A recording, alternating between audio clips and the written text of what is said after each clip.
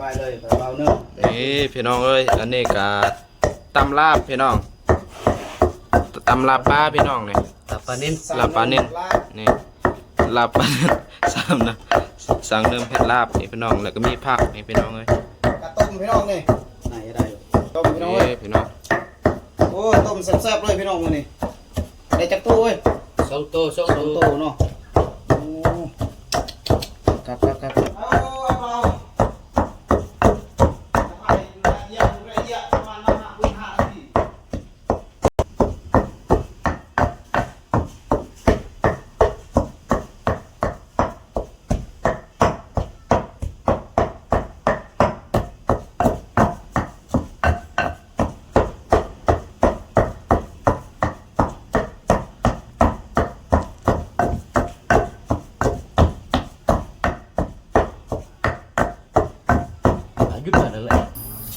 นี่มื้อนี้ก็ซอยผักพี่น้องใส่ผักหอมพี่น้อง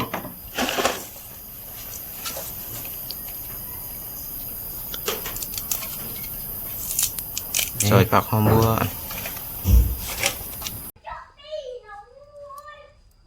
ซุ่มไผ่ก่อนเนาะพี่น้องซุ่มไผ่ก่อน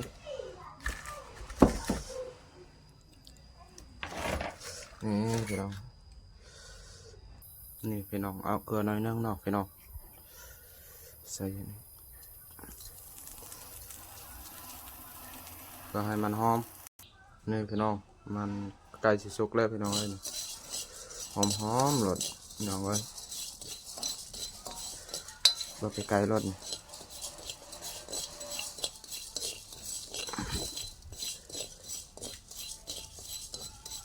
พี่น้องสำนีพอแล้วพี่น้องนี่พี่น้องมื้อนี้บาเซียนสิมาตำเลยพี่น้องเอ้ยนี่ตำเลย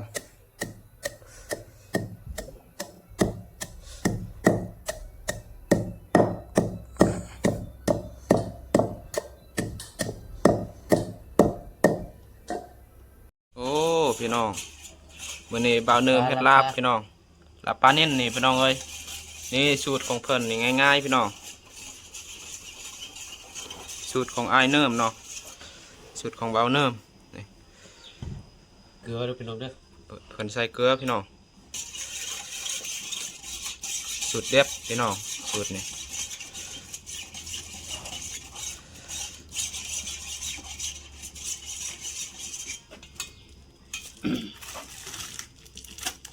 แต่ก็ใส่มักพริกนี่พี่น้องโอ้เพิ่นเฮ็ดแซ่บๆลงแล้วเผ็ดเลย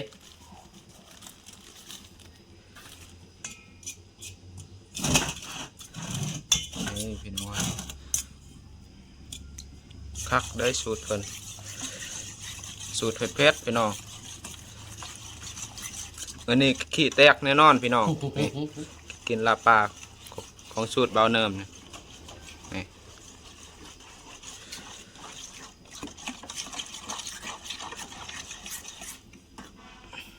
โอ้เหนียวเป็นเหนียวใส่ผงชูรส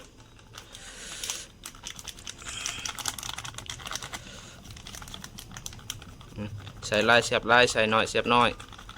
ถ้าว่าใส่บ่แซ่บพี่น้องนี่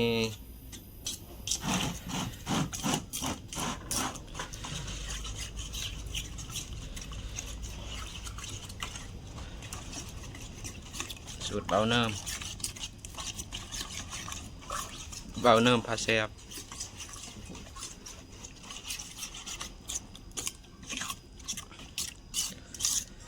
ชิบนี่พี่น้องเมื่อในบาเซียนอันนั้นซีมก่อนพี่น้องนี่พี่น้อง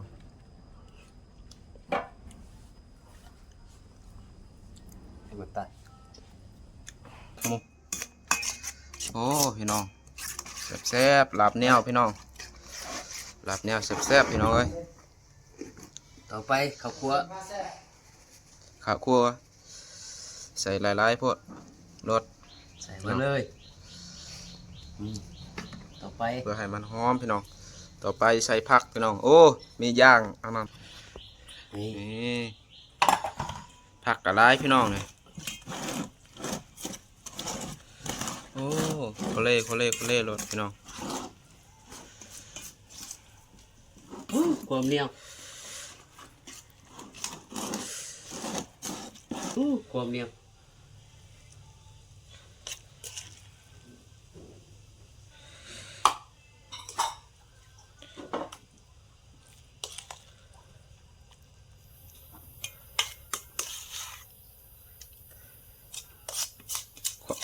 ความเหนียวนี่ปันเขาหักแล้วแหละพี่น้อง แกงใส่ปลานังกับโบตก นี่สีสัน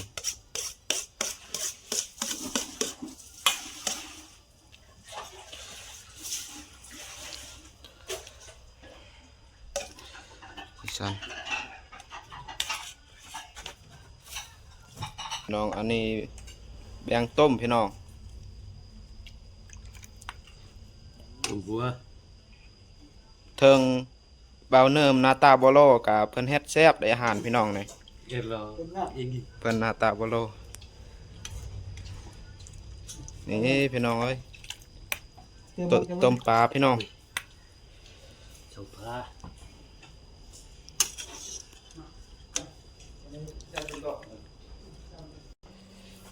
จ้อย โอ้พี่น้องเอ้ยได้ลาบด้วยพี่น้องมื้อนี้กินอยู่เพื่อนอ้ายมาทำกันพี่น้อง ลาบซีมุสก้นวันนี้ทำปลาเส้นแซ่บพี่น้องเอ้ย ลาบปลาพี่น้องเอ้ยลาบเนี้ยโอ้สูตร ลาบเหนียว จะไปแล้วว่าตั้งจะเลย มาเด้อซีมุสก้นวันนี้ทำปลาตาเด้อแซ่บสบายพี่น้องกินหลายคน ตอนนึง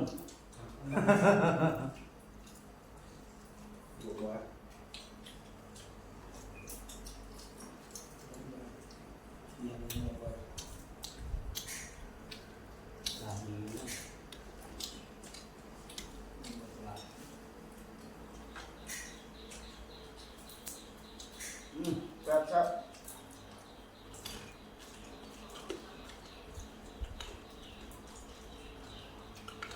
aiอยู่แล้วก่อนอะไรอ่ะเดี๋ยวนะตัวลูกอันเปลือกเปลือกขึ้นนั่งเคยตักชอบได้ยาตัวนังก้อนตอกสุดเพราะอะไรครับเต้ก็เนี่ยนั่งหัวหน้าในจอดเปลือกนะยืนโต๊ะนี่แกตัดไปปาดเลยเว้ยปาหัวเลยแหละชั่วโมงเจอไปบัวเลยจะไว้เราไม่ตีจบเกี่ยวกับเก็บไปเลยมันก็เล่นละเล่นไล่ไว้จ้าอยู่จ้าเลยเจ้าไม่เคยละนี่มันบ้าอะไรนี่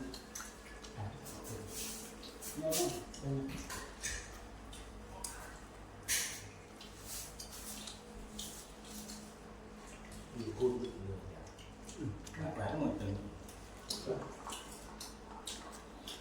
ก็กินป่ะกินมากินได้บ้าง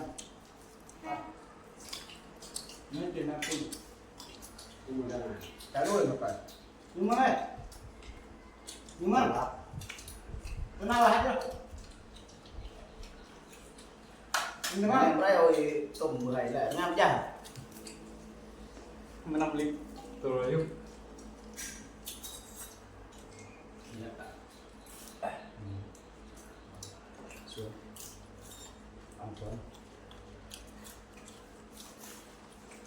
ดูว่ามันเห็นมันไม่จัด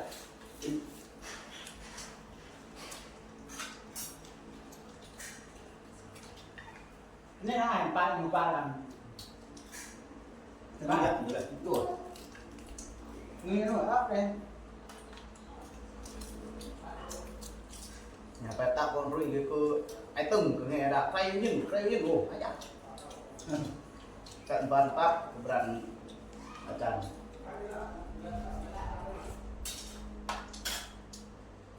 ไงสัตว์นะสบาย เงา สบายอันนี้พูดกันก็ไม่ไปจ้ะจะมีก็ให้เช่นนี้อิ่มไม่เสร็จ ครับ ทำไมต้องเป็นมหามันนะไล่ต้องป้องบางทีเจ้าดะโคตรเลยเจ้าโคตร ไล่อันนี้คือร้านนี้ไล่ มันก็ต้องปกป้องเนี่ยอันนี้มั้ยอันนี้วะเรื่องนี้ดัดตัดทีละไอ้เจ้าไอ้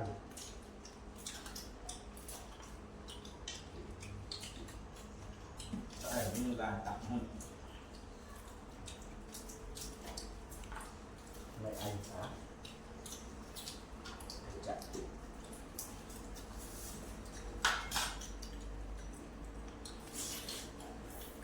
ต้อง tăng độ đưa được điều gì tới cả đồ tôi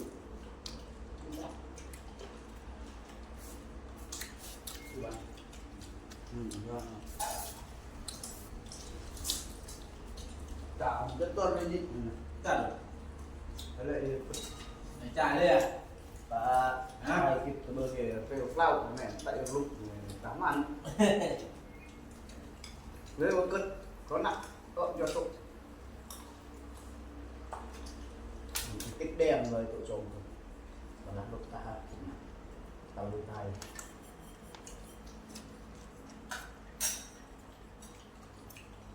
cái mình còn nhận sụp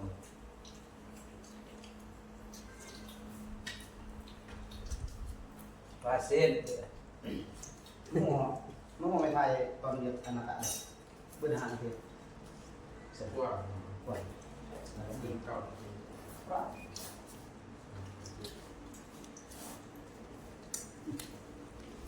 xẹp xẹp trong ơi đi mà